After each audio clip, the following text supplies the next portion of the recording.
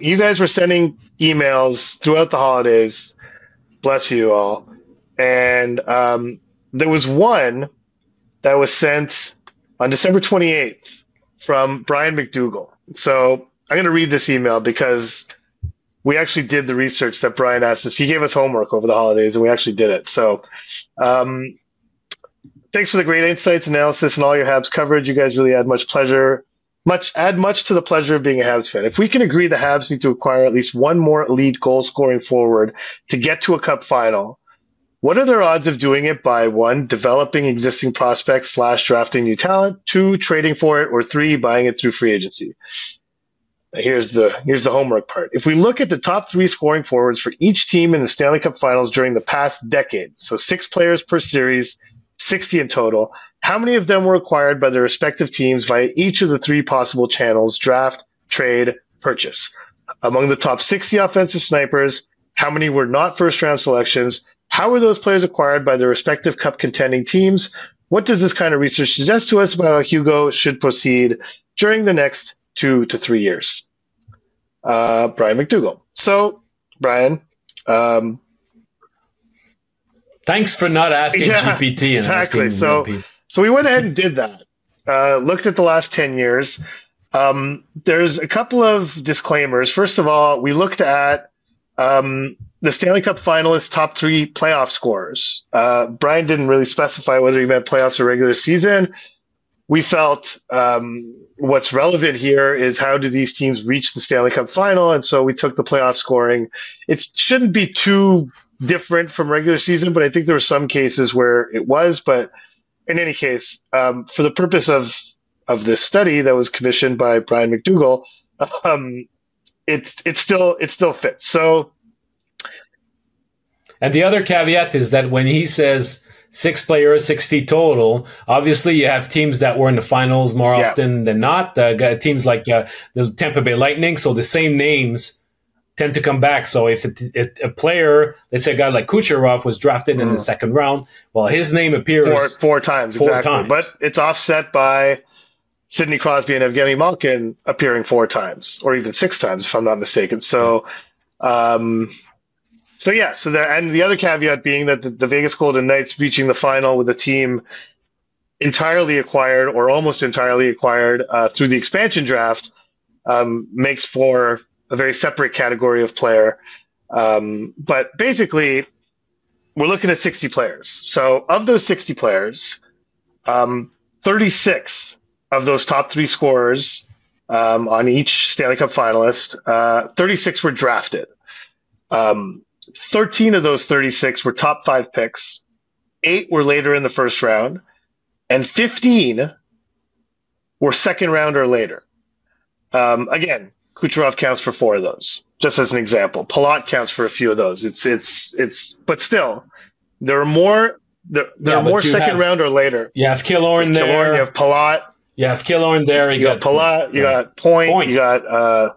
And there's a bunch of guys. I mean, it's not only Tampa. That's the thing, is that it goes on. There's other teams. Yeah. Jamie Benn, Arvidsson, Marchand, Bergeron. Pavelski. There's a bunch. Like, it's not just the Tampa Bay Lightning. So Derek Stepan in 2014. So 15 second round or later compared to 13 top 5 picks. So just keep that in mind. 13 of the 60 were acquired by trade. Again, some repeat things, and it's worth mentioning that the fact that there are repeat guys doesn't really, in my opinion at least, doesn't really cloud the data, because they did reach the Stanley Cup final that many times, so they deserve credit for being there. You know, like if Kucherov goes 4 times, then that's just the reality that it's 4 Stanley Cup finalists who had a guy like this in their top 3. And we marked 11 as UFA, but that's not entirely true, because 4 of those UFAs are actually expansion draft guys. So the 3 leading scorers from the first Vegas final in their first season, and Marchessault was one of their top 3 scorers last season when they won the Stanley Cup. So there's 4 expansion draft, 2 undrafted free agents in Matt Zuccarello and what was the other one? It escapes me. Tyler Johnson. Yes. Tyler Johnson. And 5 traditional unrestricted free agents who were Carter Verhaeghe last season, Alexander Radulov, Tyler Toffoli with Montreal. Montreal went to the finals. Yeah. Joe Pavelski with Dallas. Is that 5? 1, 2, 3, 4. No, there was Marian Hossa too. Marian Hossa, exactly. So by far the least common is expansion draft picks, but after that, and undrafted free agents, but the least common path to getting these players is definitely unrestricted free agency. There's only 5 of them. Trade 13. The interesting part to me is the draft 36 drafted, average draft position of those 36 players, 45.7. And again, 13 top 5 picks compared to 15 that came in the second round or later. What are your thoughts? So, well, I mean, everybody wants a number 1 overall pick because they think that what's missing on the Canadiens is that superstar up front. But what a story like this tells is that you need to hit at the draft, no matter your rank, no matter where you draft. The important thing is that you need to find that player. You need to find the occasional Kucherov. People will say, oh, he's an exception. Yeah? Well, how do you explain on that same team, Braden Point in the 3rd round? He's another exception. Well, at some point, if you've got 2 exceptions making a Stanley Cup winning team, let's hope that the recruiting team led by Bobroff and Lapointe become the equivalent of the Tampa Bay Lightning, because you cannot just always wait for a top 5 pick. You need to hit on those later picks, and that's something that really has not happened under Trevor Timmins since his magical 2007 draft. I mean, it was really slim pickings, and ultimately, yes, there was the Logan Mailloux draft that created all that controversy and ultimately led to his demise. But when you look also at the pros and cons of it just his draft resume, the lack of forwards that were not only drafted higher up, but even in the 2nd, 3rd, 4th, 5th round, there was barely anybody there. There was Lehkonen and Brendan Gallagher, and that was it.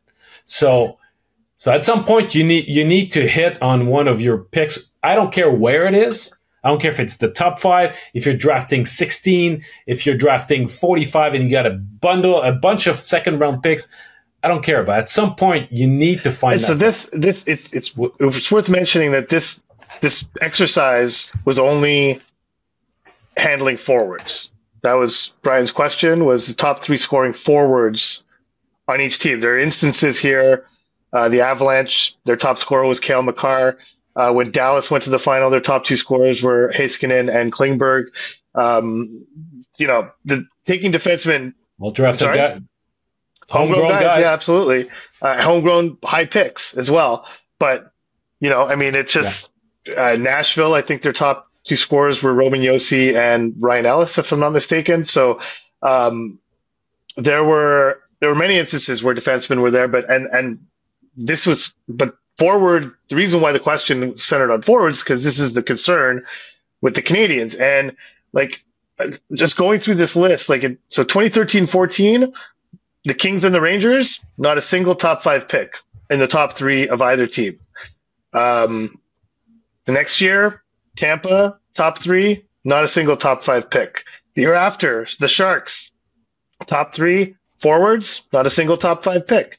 The year after, Predators, top 3, not a single top 5 pick. The year after doesn't really apply because there's Vegas there. But Vegas was Riley Smith, Jonathan Marchessault, and William Karlsson, who were in the years that they were drafted, or I don't know if Marchessault was not drafted. Am I wrong about that? So no, either was undrafted or were not top 5 picks. 2018-19, St. Louis. Ryan O'Reilly was a 1st round pick, but not a top 5 pick, but he was acquired by a trade. Jaden Schwartz, Tarasenko were both mid first round picks, so no top 5 picks. Boston that same year, no top 5 picks in the top 3. Tampa the next year, Dallas the next year. I mean, it just when you put this all out there, like from 2018-19 to 2020-21, you're talking about 6 Stanley Cup finalists. There's not a single top 5 pick among these forwards in 3 straight years. The year after, both teams had at least one top 5 pick in their top 3. And the year after that, which is last year, Sasha Barkov is the only top 5 pick among the 6 players. So, well, actually, no, Jack Eichel is, but he was acquired by trade too. So I think going through this exercise was interesting because it just shows that this notion that you have to find these players in the top 5 at the top of the draft doesn't seem to actually be true. It's nice. They're definitely there. And when you look at the scoring leaders in the regular season, they're all over the place. You see them everywhere. But based on the last 10 Stanley Cup finalists, at least, just through this exercise, doesn't seem to be a prerequisite to reaching that stage of the playoffs. Yeah, I like that. But I think that there's also... I think it's nothing earth-shattering that... drafted? Was he a top 5 pick? That was... it was either 5th or... I feel like he was there. 6th overall, yeah. So last year you had Barkov, and if you want to push it to top 6, it would be Tkachuk too. Even though he was acquired by trade. He obviously wasn't drafted by the Panthers. So that's right. So yeah. But I think that if you put that in the situation of the Montreal Canadiens, it's extremely unlikely that they're going to be able to find a UFA that would fit that mold. Yeah. And I don't think that they have already drafted a kid that is bound to become a surefire top 6 or even top liner. I mean, maybe that Joshua Roy will surprise us and be that guy. Maybe he's a second rounder in the waiting, second liner, in the waiting, possibly. Meshar? I think that or Meshar. Yeah. So either it's those 2 kids, either it's an upcoming draft pick. But I think that a trade is probably, in the case of the Montreal Canadiens, the way that they're currently built, is potentially the better option of where they have the best options, because they can choose at some point if they think they've identified a specific need. They can choose to overpay to get that guy. Whereas I don't think that there will be hardly anybody on the UFA market that would fit the bill. Especially since those guys, they're older, and the Canadiens will be looking to add, if they want to make a sustainable winner out of that group, they'll be looking for a player that's slightly younger and that can be coherent with the group that they already have. So, but I mean, I don't think that it will surprise anybody to hear us say that, the draft is mainly the main builder of a Stanley Cup champion. It's just not always the top 3, top 5 picks. And it's not always forwards. I mean, that's the thing, is there's a number of these teams that made it on the strength of a strong defense. I think the Rangers in 2014, Ryan McDonough was I think their top scorer that year. Duncan Keith with Chicago, Chris Letang with the Penguins, Brent Burns with the Sharks. It just, it goes, and really the Predators are the most striking example of the team that really rode a strong defense to a Stanley Cup. I mean, it was Yossi, Ellis, Subban. I mean, it's just, that was the heart of the team, that and Pekka Rinne, right? And so it's, there are different paths. And there's no formula to any of this. And that's what I kind of have taken from the last few years, is that you might think that, tear it all down, draft high a whole bunch of times, and then you could build a winning team. I mean, Toronto did that to perfection.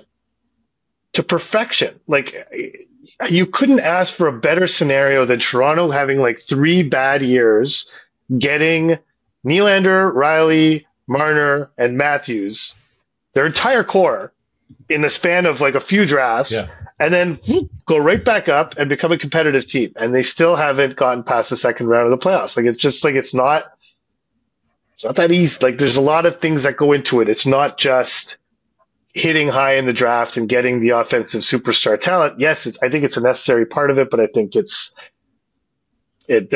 a whole bunch of other ways of going about it. Not to say that the Canadiens are going about it the right way necessarily. I just think that a lot of the fans, or at least a lot of the chatter I hear from in like comment sections or on social media or what have you, is this belief that there is this one way of doing it and that's it.